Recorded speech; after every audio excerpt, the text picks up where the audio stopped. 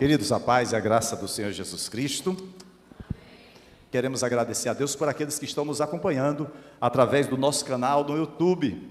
Você pode estar aí se inscrevendo no nosso canal e tendo acesso não apenas à mensagem de hoje, mas a muitas outras mensagens que estão postadas no nosso canal. É motivo sempre de muita alegria estar na casa do Senhor e poder estar aqui trazendo a palavra de Deus. É um privilégio, uma honra e uma responsabilidade muito grande.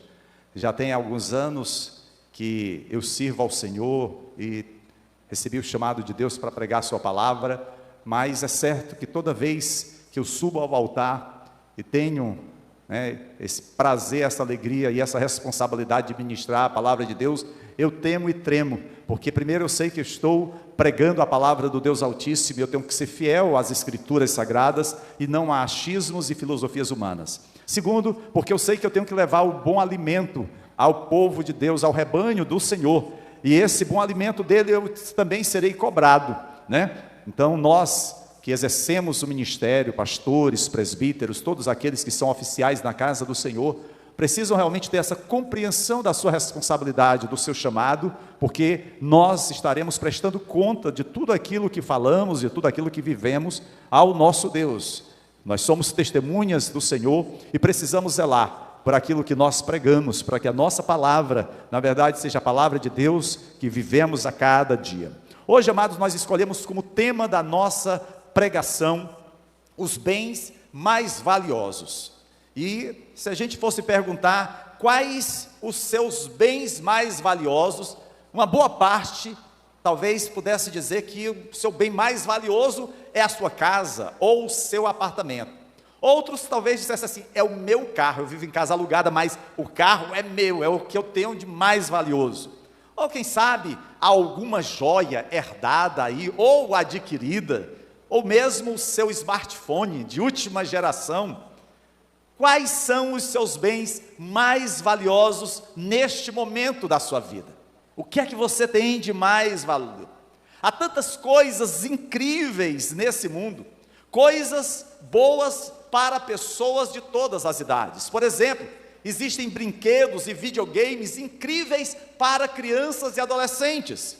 Há roupas novas, telefones sofisticados e tablets para os jovens. Ou casas grandes e carros velozes para os adultos. Essas coisas, elas podem ser bênçãos para desfrutar, até porque todos nós trabalhamos honestamente, buscamos oferecer para nós e para nossa família coisas boas, coisas que nos satisfaçam. No entanto, Satanás quer tentá-lo a transformar bênçãos em ídolos. Ele vai procurar de todas as formas tirar o foco daquilo que seria gratidão a Deus, para que você passe a adorar aquilo. E aí, amados, alguns se tornam reféns desse ídolo através da ação demoníaca. Assim, quer você faça do dinheiro ou dos bens o que há de mais importante em sua vida, é preciso entender, queridos, que nada se compara ao grande amor de Deus. E o amor de Deus, ele se revela nos seus relacionamentos, no seu relacionamento com a sua família, porque todos nós participamos de uma família, mas também no relacionamento com os seus irmãos, que é a família do corpo de Cristo. E nessa noite, nós vamos estar falando um pouco sobre aonde você tem aplicado os seus bens, ou seja, nós vamos falar sobre o reino de Deus. É sobre isso que nós queremos meditar, porque nós vivemos, amados, em um mundo tão competitivo, tão consumista, tão materialista, tão egoísta, que as pessoas passam a achar que podem esperar da vida apenas aquilo que se resume ao aqui e ao agora. O que importa é a minha felicidade, nem que para isso eu preciso destruir alguém, porque o que me faz feliz é o mais importante. Assim, vejamos o que na verdade as Escrituras têm a nos dizer sobre isso. Será que é a felicidade o fim maior da nossa existência? Será que quando nós olhamos para a história da igreja, quando nós contemplamos as Escrituras Sagradas, nós vamos ver que a satisfação individual é a essência do viver humano. O capítulo 13 do Evangelho de Mateus, ele apresenta uma coleção de parábolas. Jesus, ele começou o seu ministério a ensinar através de parábolas de uma forma muito estratégica. Isso aconteceu principalmente depois que ele passou a advertir o povo e os líderes religiosos acerca do custo que eles teriam ao rejeitá-lo. Porque naqueles dias, tanto os fariseus, os sacerdotes e muitos do povo rejeitaram Jesus como Messias prometido.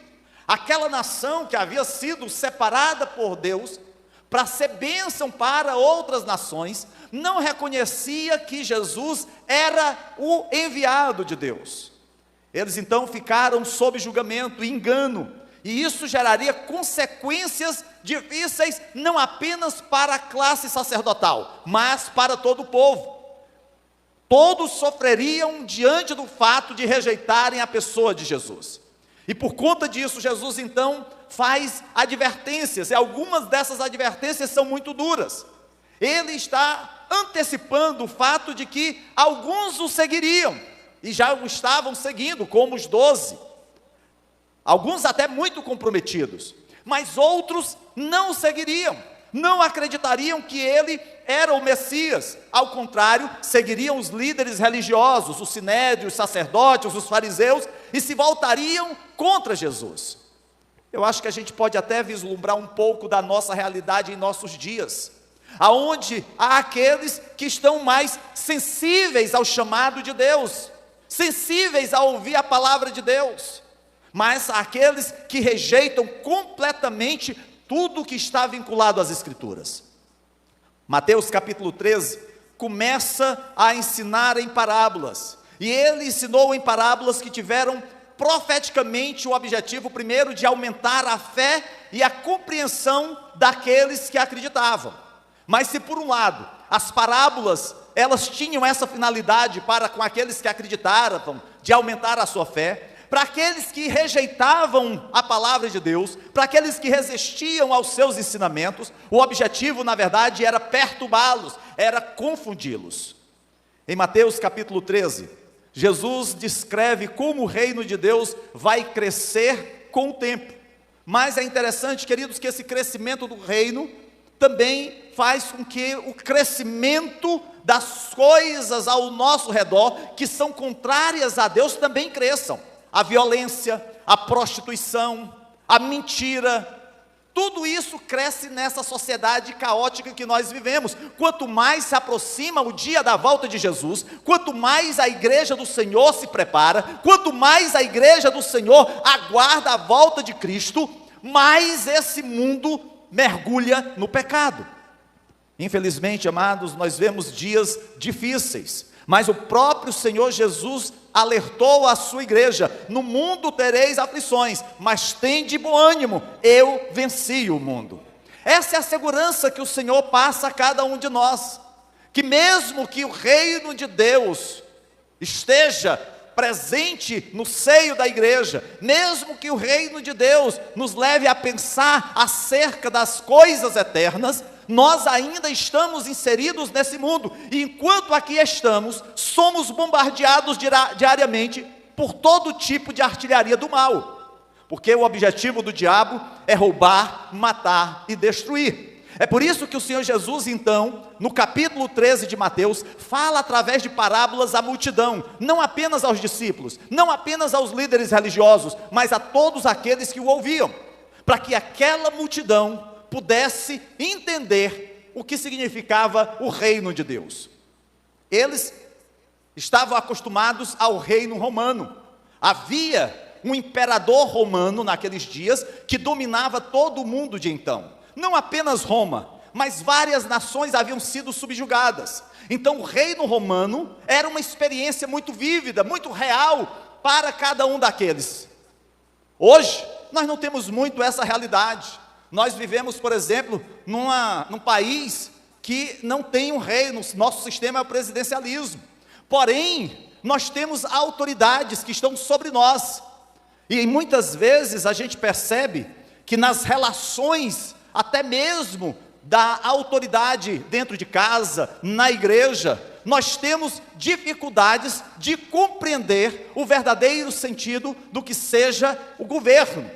E quando falamos, por exemplo, na igreja do governo de Deus, mais ainda. É por isso que o Senhor Jesus vai ensinar no capítulo 13 acerca do reino de Deus. Ele inicia nos versículos 1 a 23, falando da parábola do semeador, que é bem conhecida. Ali, o Senhor fala do poder da semente, o poder da pregação da palavra. A mensagem do reino tem um poder tremendo, mas nem sempre terá um bom impacto na vida humana, porque outros fatores irão interferir, como por exemplo, a ação de demônios, distrações que as pessoas têm através do materialismo e outras coisas do nosso dia a dia. Haverá aqueles que aceitam a fé de uma maneira nominal, aqueles que até vêm para a igreja, são crentes domingueiros, são crentes que não se comprometem. É como se servir a Deus fosse apenas um desencargo de consciência. Eu vou lá para bater o ponto, para os irmãos me verem que eu ainda sou membro, que eu ainda estou na igreja, mas eles não estão profundamente comprometidos com o reino de Deus, e assim não serão frutíferos. E Jesus, na parábola do semeador, vai alertar acerca da semente que cai em diversos tipos de terreno. Mas também nos versículos 24 a 30, o Senhor Jesus vai falar acerca da parábola das ervas daninhas.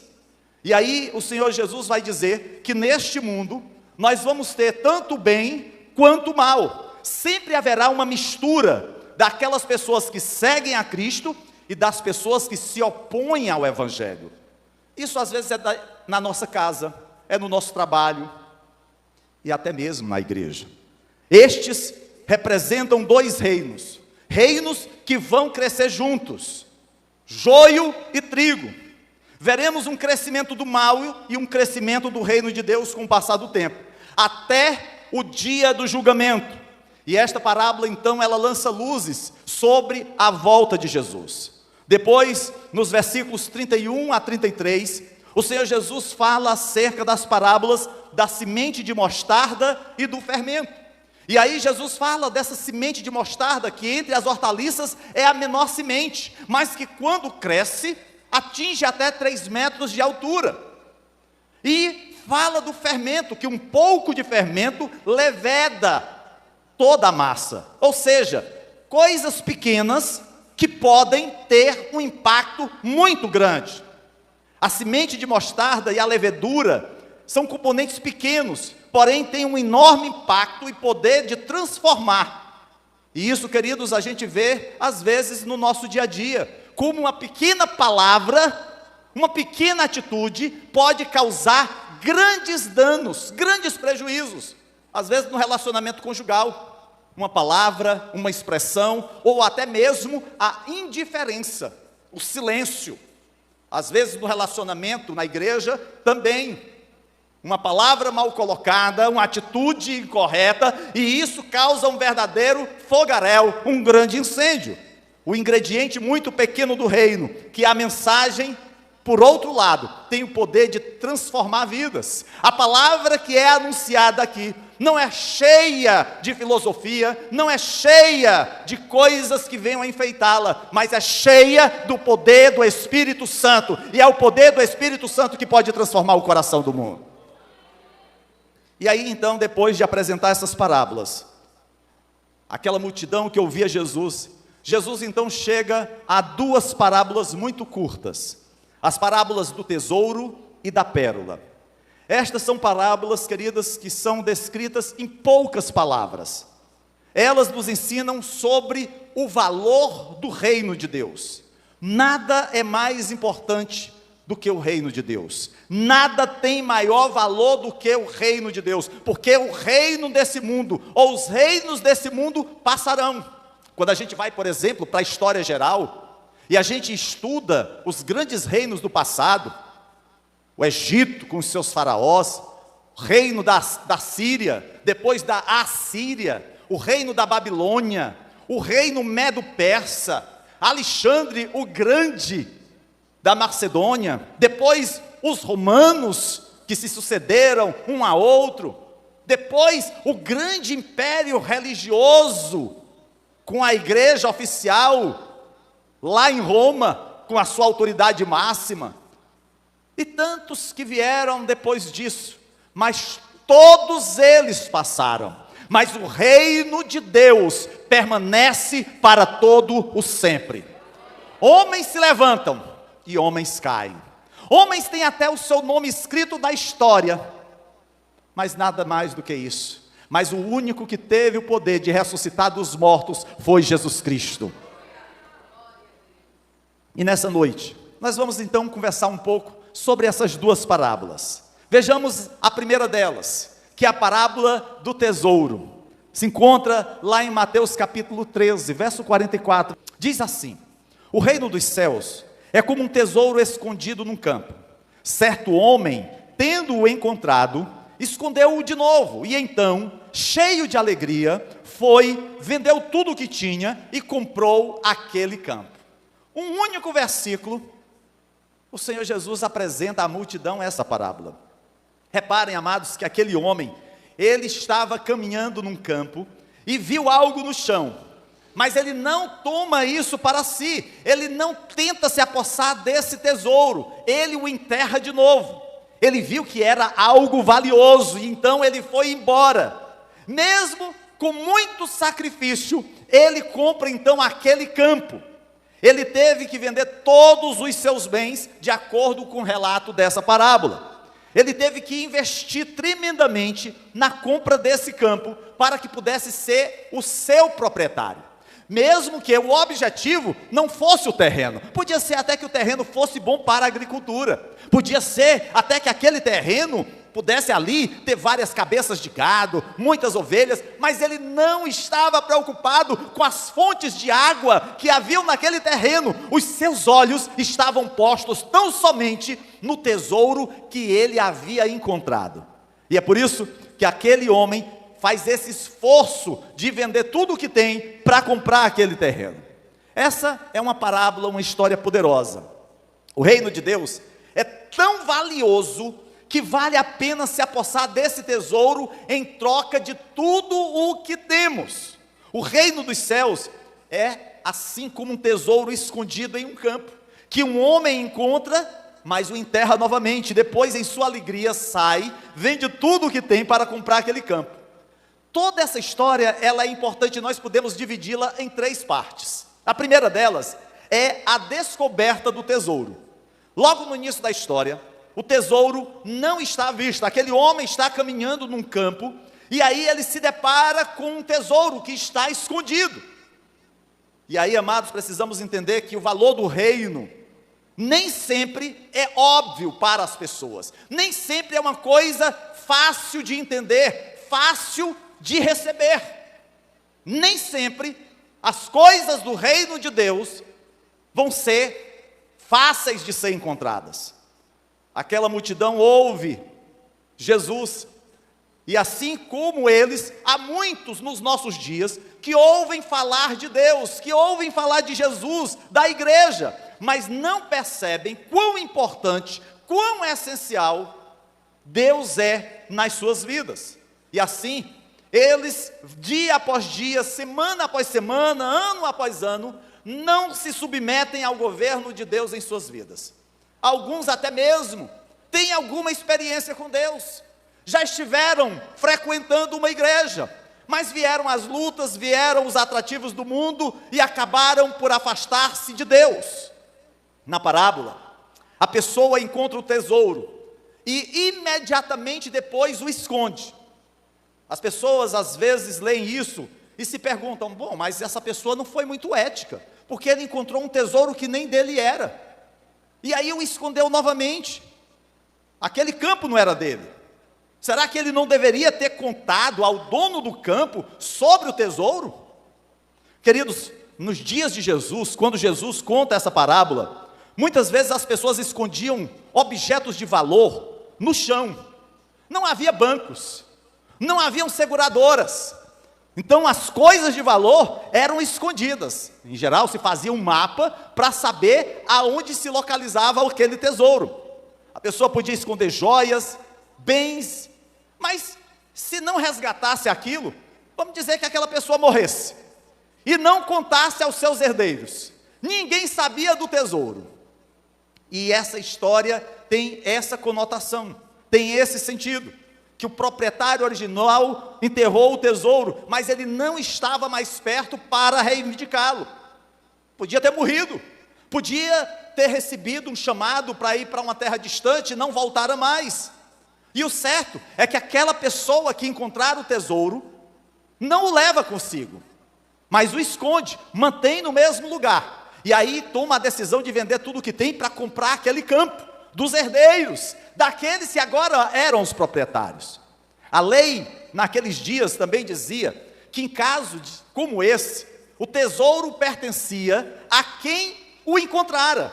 Ou seja, aquele homem que caminhava no campo e tinha encontrado aquele tesouro, poderia tomar para si, legalmente. Porém, ele prefere vender todos os seus bens e conquistar aquele campo do que simplesmente tomar o tesouro para si. Ele usa de mais honestidade do que simplesmente a lei o determinava. Porém, amados, a questão é que aquele homem encontrou algo tão valioso que estava disposto a vender tudo o que tinha para ganhá-lo para si mesmo.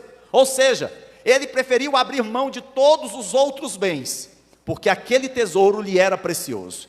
E quando a gente contempla essa realidade, traz uma analogia para a nossa vida, precisamos pensar, amados, o que é realmente valoroso para nós, o que tem valor para as nossas vidas. Às vezes nós estamos correndo atrás de tantas coisas nesse mundo, e aquilo que tem realmente valor, deixamos em segundo plano, não valorizamos, e alguns até mesmo só reconhecem o valor quando perdem.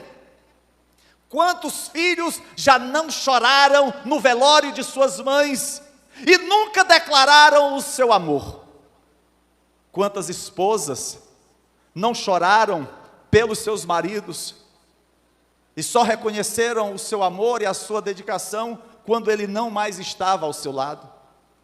Queridos, do mesmo jeito é a nossa vida com Deus. Às vezes nós nos envolvemos em coisas que não agradam ao Senhor, enfiamos a cara no pecado, mas não a cara apenas, enfiamos o corpo inteiro, quando nós deveríamos abdicar tudo isso e viver uma vida santa, uma vida reta aos olhos de Deus. Foi isso que aquele homem que encontrou o tesouro fez. Ele abdicou de tudo que ele tinha para conquistar o seu maior tesouro. Qual é o maior tesouro da tua vida? Aonde você tem o maior investimento? Aonde aquilo tem maior valor? Às vezes a gente vê pessoas correndo atrás do vento, amontoando riquezas, e como aquele homem que é citado por Jesus, que vê o seu campo, vê a produção que estava por ser alcançada, e olha para os seus celeiros e diz: não, isso aí não será suficiente, eu vou derrubar esses celeiros, fazer novos celeiros, porque a minha produção vai ser grande, eu vou ficar muito rico, eu vou possuir muitos bens, agora sim, minha alma, regala-te em tudo que tens. E aí o Senhor diz: louco, hoje será pedida a tua alma, e o que tu tens? Às vezes, queridos, nós estamos assim, estamos tão preocupados com coisas que não têm um real valor eterno na nossa vida, e deixamos de valorizar a nossa família, deixamos de valorizar a nossa intimidade com Deus, o nosso relacionamento com a igreja. Mas há uma segunda parte nessa parábola, que é a alegria da descoberta. Jesus diz que quando o homem encontrou o tesouro, ele o escondeu novamente, e então em sua alegria, vende tudo o que tinha e compra o campo. A alegria é parte importante dessa parábola. Aquele homem, ele não sai para vender os seus bens, o seu patrimônio, triste, chateado, porque teria que se desvencilhar de tudo o que ele já tinha possuído. Não, a Bíblia diz que ele sai alegre. Ele não precisaria vender nada, mas ele toma a decisão de vender tudo para adquirir aquele campo, e ele faz isso com alegria. Às vezes, amados, a gente vê pessoas pesarosas, carrancudas, tristes, porque estão servindo a Deus, porque foram convidadas a participar da obra de Deus. Alguns até mesmo colocam dificuldade, colocam justificativa: não, eu não posso, deixa eu enterrar os meus mortos, não, deixa eu cuidar dos meus negócios. Queridos, precisamos saber aonde nós estamos realmente investindo a nossa vida. Aquele homem, ele fez isso com alegria, cheio de alegria, porque havia descoberto um tesouro. Cada um de nós já teve um encontro com Cristo. Essa foi a maior de todas as nossas alegrias. Talvez aqui existam mães que lembram-se do primeiro momento ao abraçar o filho ou a filha que nasceu. Talvez existam jovens aqui, homens, que possam lembrar quando receberam no altar a sua esposa. Talvez aqui tenham pessoas que possam recordar do seu primeiro emprego, primeiro salário, como era dinheiro, no mês seguinte já não valia nada, né? Outros possam recordar quando passaram na faculdade. Tudo isso tem valor, tudo isso tem importância. Agora recente, nós descemos as águas batismais, 13 vidas, que coisa maravilhosa, que marco para cada um deles. Mas, amados, é importante entender que o maior diferencial, o maior valor, o maior tesouro na nossa vida é quando confessamos Cristo como Senhor e Salvador da nossa vida, e Ele passa a estar conosco não apenas naquele momento da decisão, não apenas no momento em que descemos as águas batismais, mas Ele o faz diariamente, no nosso testemunho, na nossa vida, em tudo que nós fazemos. Mas além da alegria da descoberta, há uma terceira parte, que é o compromisso total. Observe que aquele homem, ele não vende parte do que tem para comprar o terreno, ele não vende a maior parte, não, ele vende tudo o que tem e compra o terreno. Ele não tem nada como precioso para adquirir aquele terreno, porque para ele, o que de mais precioso existia é aquele tesouro.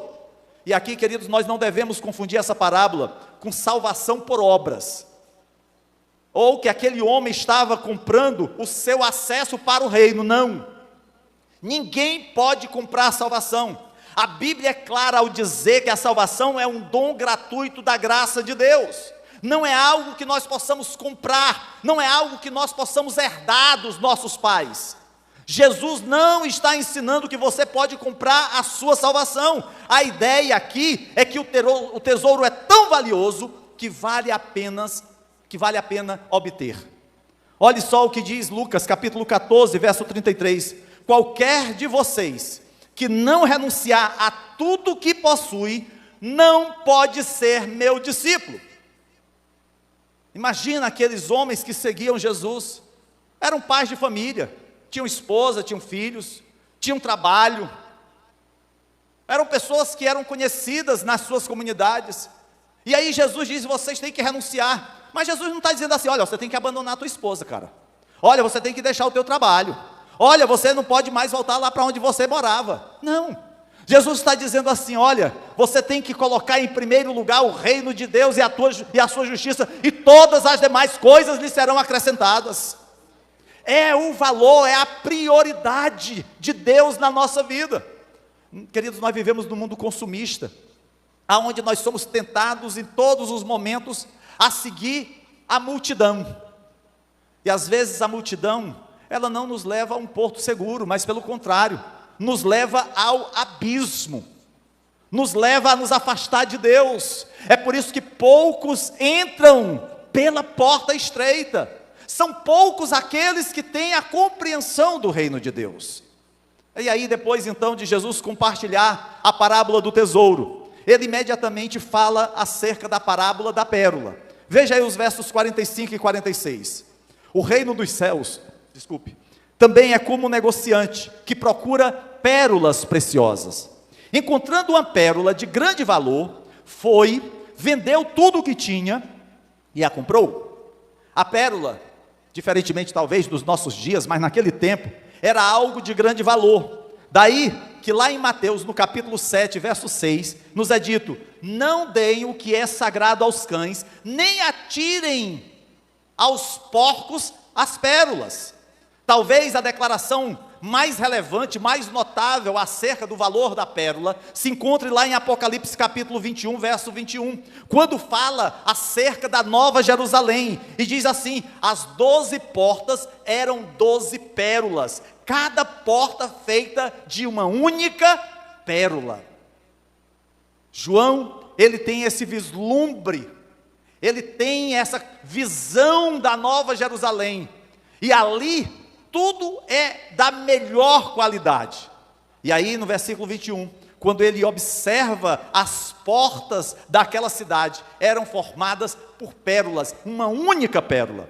E aí a gente percebe o valor que a pérola tinha nos escritos, tanto do Velho quanto do Novo Testamento. Essa parábola também, queridos, tem 3 partes. Acompanhe cada uma delas. Primeira parte, a busca pelo valor final. O comerciante dessa história é uma pessoa que viaja a negócios. Este comerciante está na sua jornada. Ele está em uma busca. Ele é louco por pérolas e ele está procurando pérolas preciosas.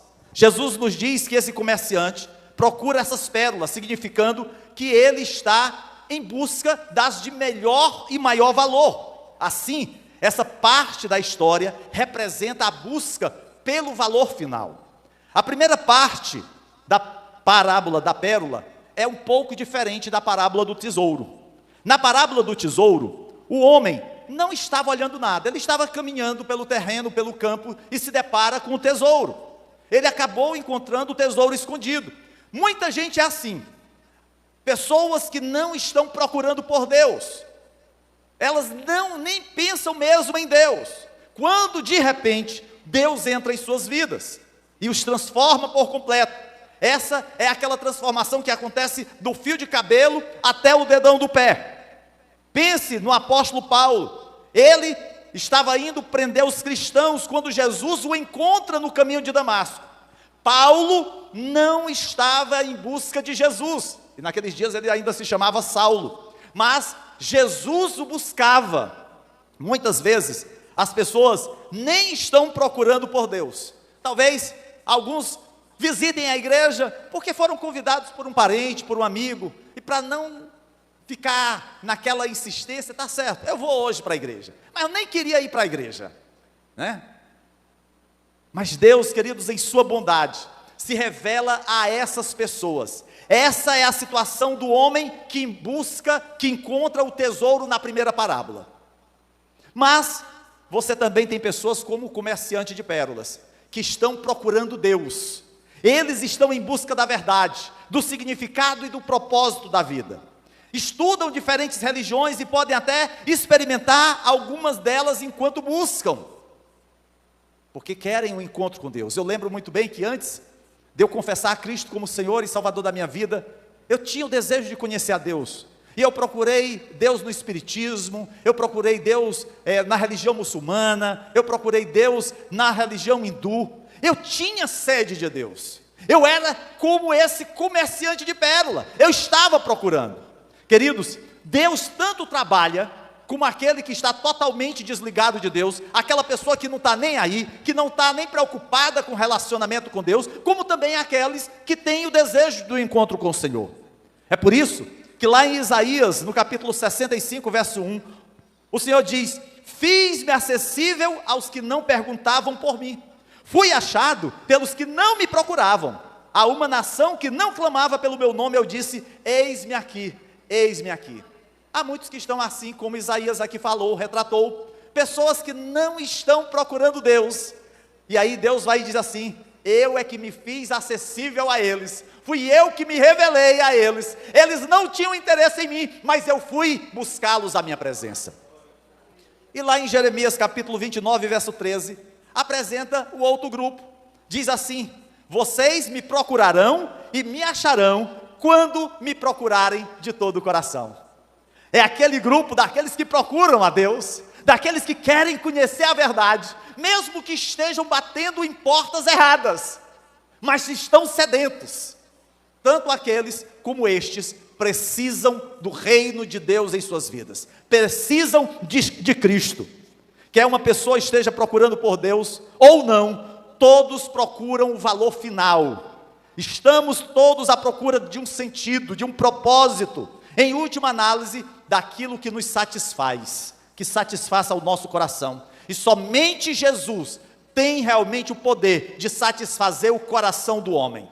Há tantos que mergulham nas drogas, há tantos que mergulham na bebida, na prostituição, no consumismo, e não conseguem ter paz no seu coração, porque não se satisfazem naquilo que o mundo lhes oferece, não se satisfazem naquilo que o diabo lhes dá, não se satisfazem naquilo que a carne deseja. Somente a satisfação verdadeira é encontrada em Jesus Cristo. A segunda parte dessa parábola é a pérola de grande valor. O comerciante, amados, estava inicialmente procurando pérolas preciosas, até que encontrou uma pérola de grande valor.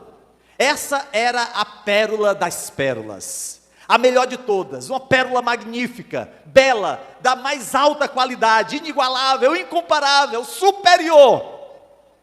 Ele estava procurando pérolas, quando encontrou essa pérola de grande preço. Às vezes, amados, nós vemos pessoas assim, que estão até procurando Deus, mas ainda não o encontrou, e que precisam de um encontro real com o Senhor. Às vezes estão até na igreja, gostam dos louvores, se agradam da palavra, acham muito bom o movimento que acontece no templo, mas ainda não tem Cristo como Senhor e Salvador de suas vidas. A sua vida realmente não foi transformada, não foi liberta, ainda continua alimentando os maus desejos do seu coração.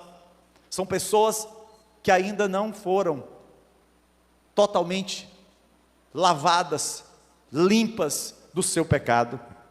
Mas há uma terceira parte, o compromisso total. A terceira parte da parábola da pérola é igual a parte final da parábola do tesouro. Assim como o homem que encontrou o tesouro no campo, vendeu tudo o que tinha para comprar aquele campo, assim também o comerciante, nesta parábola, vende tudo o que tinha para comprar a única pérola que é acima de todas as pérolas. Ele não apenas vende os seus bens, mas ele vende todas as outras pérolas preciosas que ele havia encontrado, porque agora ele tem a pérola das pérolas. Nada se compara àquela pérola. Ele vende tudo. Nenhum custo era muito grande para ele obter essa pérola de grande preço. Jesus disse que assim é com o reino dos céus. Conhecer a Deus através de Jesus mudará completamente a sua vida. Não vai mudar uma parte dela. Não vai mudar apenas na igreja. Não vai mudar apenas na família, não vai mudar apenas no trabalho, ou na escola, na faculdade, mas o encontro com Jesus vai mudar a sua vida por completo. Aquilo que você fala, e que você sabe que entristece o coração de Deus, você vai mudar. Aquelas atitudes suas, que você sabe que entristecem a Deus, você vai deixar de realizar.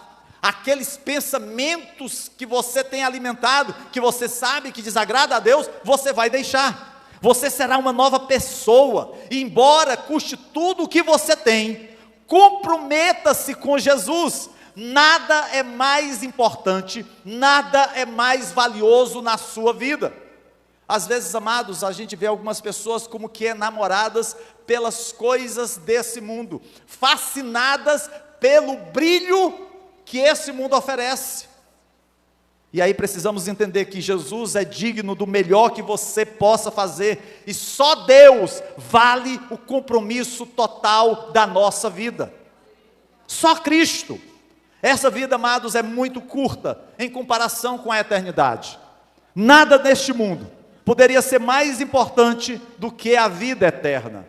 Alguns diriam assim: pastor, quando eu for mais velho, aí eu vou tomar uma decisão para seguir a Jesus, aí eu vou estar na igreja. Mas quem disse que você vai ter esse tempo para envelhecer? Pastor, quando eu me aposentar, pode contar comigo, chego junto, vou ser fiel na igreja. E quem disse que você vai conseguir se aposentar? Queridos, quem tem poder de dizer que vai fazer isso ou aquilo? Quem tem poder para dizer que vai estar amanhã à noite na reunião inspirativa dos casais, terça-feira no culto de ensino? Aquilo que Deus nos conceder é bênção, se o Senhor nos permitir estar ainda nesse mundo por algum tempo, com os seus propósitos, amém. Mas é preciso entender que o nosso tempo aqui é passageiro. Quem somos nós para dizer o que vamos obter daqui a 1, 2, 10 anos? O homem faz seus planos, é bem verdade, mas o realizar é Deus. É Deus que tem o poder de determinar todas as coisas. O apóstolo Paulo escreve em Filipenses capítulo 3, versos 7 e 8, mas o que para mim era lucro, isto considerei perda por causa de Cristo. Sim, deveras considero tudo como perda, por causa da sublimidade do conhecimento de Cristo Jesus, meu Senhor, por amor do qual perdi todas as coisas e as considero como refúgio para ganhar Cristo. Nós, quantas vezes não nos sentimos tentados a fazer coisas que desagradam a Deus, que ferem o nosso próximo, e que de alguma forma podem até trazer um pouco de satisfação? Quantos maridos já não se lançaram nos braços de outras mulheres? Quantos não simplesmente deixaram de estar na casa do Senhor para se refugiar nos estádios da vida e assistir o jogo? Quantos não se deixaram engabelar por mais um trago ou por mais um copo de bebida, como que querendo afastar a tristeza do seu coração e cada vez mais apenas mergulham na depressão? Queridos, se há alguém que pode nos socorrer, se há alguém que pode nos trazer paz, se há um remédio para aquele que está enfermo, esse é Jesus. Ele é o tesouro que encontramos, Ele é a pérola preciosa que buscamos, só Ele tem o real valor na nossa vida, porque tudo aqui é passageiro. Às vezes eu fico lembrando, olhando algumas fotografias, do meu casamento, 30 anos atrás com a Osana, completamos agora no mês de abril. Eu digo assim: minha filha, você não mudou muito não, mas o tempo tem sido cruel com a minha pessoa. A gente recebeu uma amiga nossa que mora na Itália há alguns anos, e ela disse assim: Alex, se eu te visse na rua, eu não ia saber que era você. Aí eu disse: por quê? Tu está muito diferente. Aí eu disse: Jesus, tem misericórdia, né? Só porque falta um fio aqui, outro ali, o pessoal já fala essas coisas. Mas, queridos, é assim, nós mudamos, não apenas fisicamente, nós mudamos de várias formas, mas o mesmo Deus continua a te chamar, porque Ele te ama. Ele é o bem mais precioso na tua vida. Talvez você esteja aqui nessa noite e tenha chegado à igreja não porque tenha o desejo de buscar a Deus, não, como eu disse, pode ter sido um convite, encontrou ali a igreja aberta, não tem o que fazer, eu vou dar uma entrada para ver aquele movimento, ver o que é que os crentes fazem. Talvez você não estivesse procurando nenhum compromisso com Deus, mas aí, nessa noite, você encontrou o tesouro, o maior de todos os tesouros chegou às suas mãos, e aí você entende que você precisa se desvencilhar, de se desfazer de tudo aquilo que você vinha alimentando, vinha achando que tinha valor na sua vida, e não tinha, só te afundava na lama, só te puxava para o abismo. O verdadeiro tesouro é Jesus, e Ele está aqui nessa noite.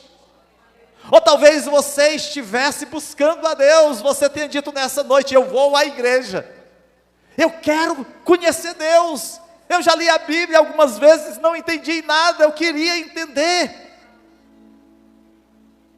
eu quero Deus na minha vida. E aí você encontra essa pérola preciosa, pérola que não tem comparação, nada se compara a ela, e aí você percebe que a sua vida, a sua história precisa mudar, e só há um jeito dessa mudança acontecer, é você tomando para si essa pérola de grande valor, esse tesouro precioso.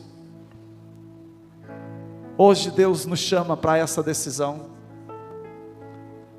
Eu queria que você pudesse fechar os seus olhos nesse momento, olhar para a sua vida e ver o caminho que você tem trilhado, o que você tem feito. Talvez você já tenha encontrado muitas pérolas nessa vida, algumas delas até bonitas, boas, de algum valor. Mas nessa noite, a pérola de maior valor foi apresentada a você, que é Jesus Cristo. Nada se compara à pessoa de Jesus. Nada que esse mundo possa oferecer, porque tudo que esse mundo tem é passageiro. Tudo está corrompido pelo pecado. Mas Ele é um Deus santo, é um Deus puro. Se você chegou à igreja não porque buscasse a Deus, ou porque o buscava, o Senhor Jesus foi apresentado a você. E nessa noite, o que nos cabe fazer é você decidir se você quer esse tesouro, se você quer essa pérola preciosa na sua vida, ou simplesmente você vai descartá-la. Qual a sua decisão? Aos 18 anos, em 1983, eu encontrei esse tesouro, eu encontrei essa pérola. De lá para cá, e enquanto o Senhor me permitir estar aqui nessa terra, eu quero continuar fazendo desse tesouro, dessa pérola, o bem maior da minha vida. Se você está aqui nessa noite e você tem o desejo de confessar a Cristo como Senhor e Salvador, essa é a noite que o Senhor tem te confiado para essa decisão.